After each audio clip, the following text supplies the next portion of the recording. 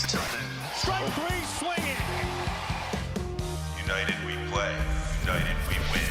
Deep right field, another absolute bomb over the flag court. We are family. Outstanding effort again. We're busting ours to kick yours. That's big time. Minus 15. Respect all, fear none. Oh, did he belt that one? Intensity is not a perfume. It was a no-doubter. 5, 4, 3, 2, 1.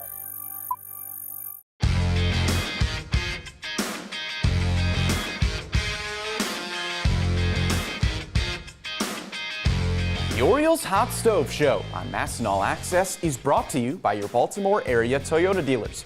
For legendary safety and reliability, choose Toyota, and let's go places. Hey everyone, I'm Mortensen. Welcome into the Orioles Hot Stove Show here on MASN All Access. Another week, another edition of the show, and not much happening for the Baltimore Orioles, but that is a trend around Major League Baseball. It has been a very slow-moving offseason, so it's not just your O's. But tonight is the deadline to sign arbitration-eligible players, so we could see some of those contracts rolling in throughout the day. But the Orioles did make an addition. They added some depth to their minor league system with 29-year-old Errol Robinson. He can play just about anywhere. He's a Maryland product, went to prep high school in D.C., former 6th-round pick of the Dodgers back in 2016. He's played 7 minor league seasons, has yet to make his major league debut.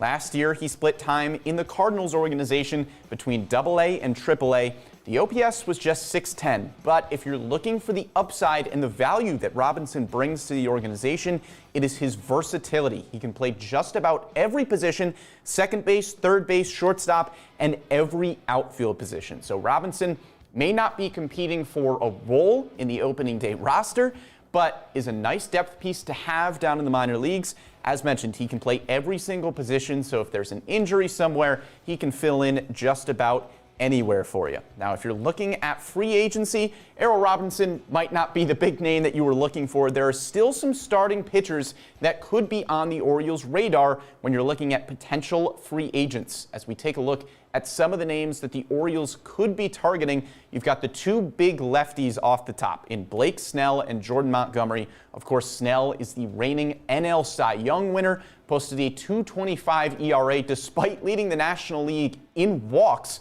Really impressive season there. And then Jordan Montgomery as well has just been consistently really solid, was great for Texas in their World Series push last year. Those two guys are going to command big contracts. You're probably looking at around 5 years. If you want to look for a shorter deal, somebody like Marcus Stroman could make sense. We've heard a lot of Yankees rumors so far. He could get a deal anywhere from 1 year to possibly up to 3 years.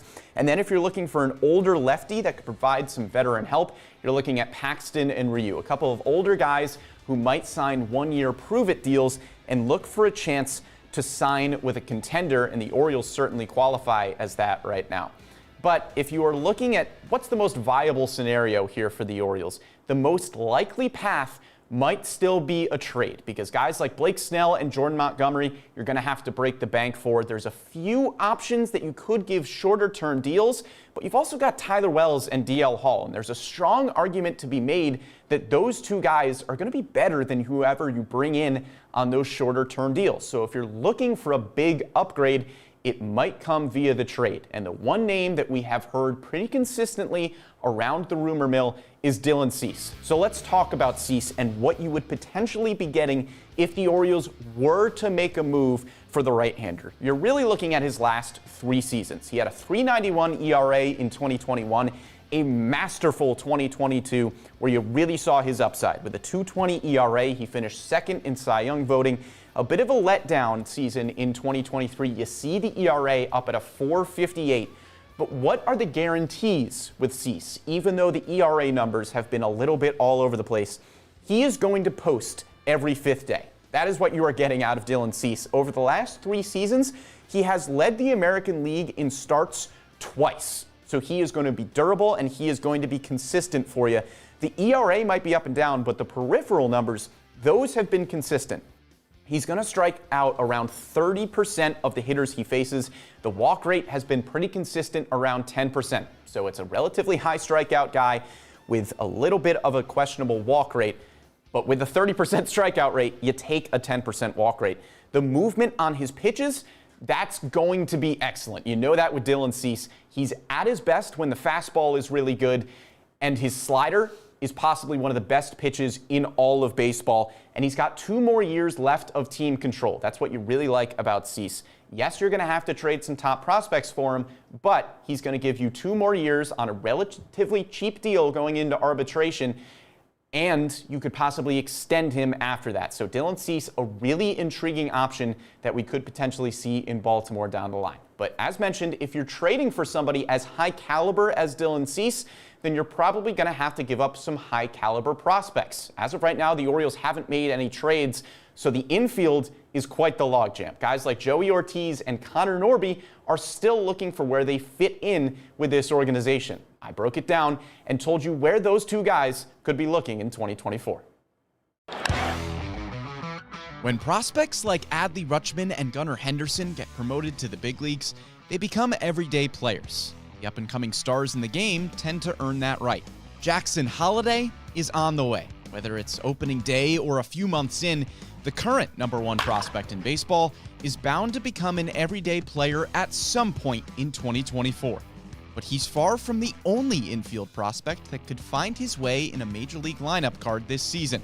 Joey Ortiz and Connor Norby have combined for 261 games in AAA Norfolk. They're each impressive prospects, boasting great traits, but where do they fit in the majors? It's a question that's always on Mike Elias's mind. It's all I think about every day of my life. It's how to do this stuff. So let's break down the big league infield. Gunnar Henderson is going to play every day, most likely at shortstop, where he played 22 of the final 28 games of the season. So that leaves second and third base as the question marks. Each has been a bit of a revolving door for Baltimore over the years. Back in 2021, second base was occupied by names like Pat Valaika, Richie Martin, Rio Ruiz, Stevie Wilkerson, and Jahmai Jones. Michael Franco and Kelvin Gutierrez were over at the hot corner. In 2022, who could forget about Rougned Odor, Taron Vavra, and Tyler Nevin. Adam Frazier brought stability to second base in 2023, but most likely won't be back for 2024. So will that door stay revolving? Well, Jordan Westburg should be back, really solid in his first 68 career games, a WAR over 1, league average OPS, and solid defense at both second and third. He could develop into an everyday starter or continue to get time at both second and third base. Ramon Arias and Jorge Mateo are the sources of a lot of questions. They each provide excellent defense and positional versatility. Mateo, of course, gives you elite speed, but are the bats going to be productive enough to keep Ortiz and Norby at bay? Ortiz may pose the biggest threat. The 50th ranked prospect in baseball got a cup of coffee in the majors in 2023, just 15 games. You've probably heard by now what he gives you, and that's elite defense. Second base, third base, shortstop, wherever you need him. And the bat, that's really picked up too. A 791 OPS in his AA Bowie career, that's solid but not eye-popping. But a 904 OPS with the Norfolk Tides, that'll turn some heads. But will it be enough to carve out at least a utility role with the Orioles next year? Connor Norby is asking the same question. The former second-round pick mashed 21 homers and 40 doubles with the Tides this season, hitting close to 300 with Norfolk. Primarily a second baseman, but he's gotten time in the corner outfield too. The Orioles got just a 702 OPS with 15 home runs from second base this season. Norby's 860 career OPS in Norfolk could translate to a boost in that output. Is it enough to take over roles previously held by Arias and Mateo? Or could Ortiz and Norby potentially be trade chips? High-end starters like Dylan Cease, Michael Kopech, Shane Bieber, and Corbin Burns could be dangled in the open market. And if the infield room gets too crowded, maybe a trade could open things up. It's an overflow of talent, and both Norby and Ortiz know it. We all pull for each other, and there's not many guys that are more excited than I know I was that Westy got the call up, and Cowser was thrilled, and I mean it was great to see him go up. Same with Joey. It's definitely nice for the Orioles to be playing well everywhere, and I mean it's just good for the organization as a whole to have the talent up and down.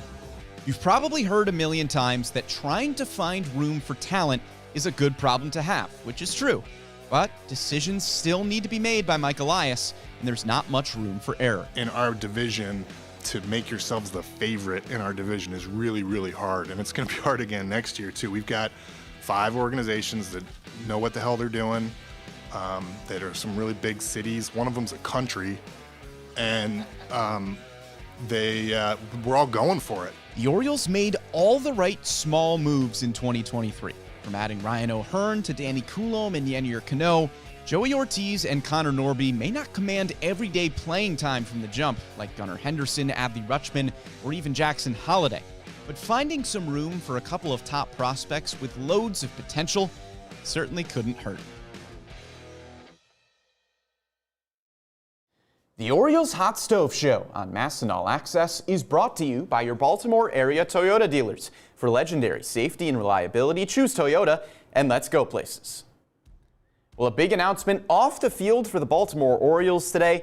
They'll host an opening ceremony for their new state-of-the-art training academy in the Dominican Republic on Tuesday, January 16th. There's been a lot of questions about when that academy will officially open, and now we have our answer. The Orioles have emerged in the international market in recent years with the additions of guys like Samuel Basayo, Braylon Tavera, and Luis Almeida. Some players in attendance for the event will include current Orioles Felix Bautista and Jorge Mateo, as well as some Baltimore legends like Vladimir Guerrero Sr., Nelson Cruz, Melvin Mora, and Miguel Tejada. So a very exciting time in the Orioles organization on the international side of things, but lots of exciting prospects from the MLB draft as well, including former third-round pick John Rhodes. Here's a closer look at the Kentucky product.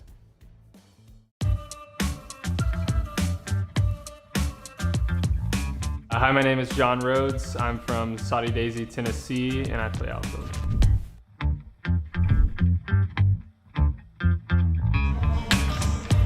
It's been a journey for sure, and the player development system here is great.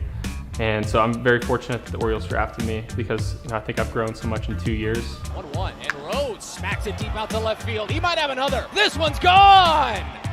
John Rhodes says goodbye! I think just overall the hitting department's great. I came in really without a clue of what to do and how I was as a hitter, and I think over the last 2 years slowly started to figure out, who I am as a hitter, and we really harp on hitting, and you look at a lot of our success in the big leagues and the minor leagues and everything. It's no accident that we have all these great hitting prospects.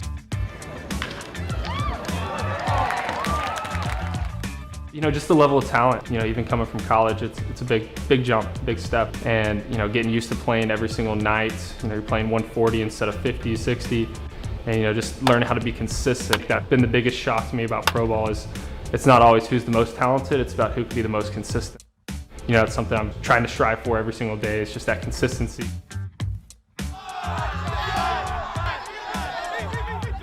Something I want Orioles fans to know about me. Like I said, I like to think I'm a good clubhouse guy, fun guy, good guy to be around, good teammate.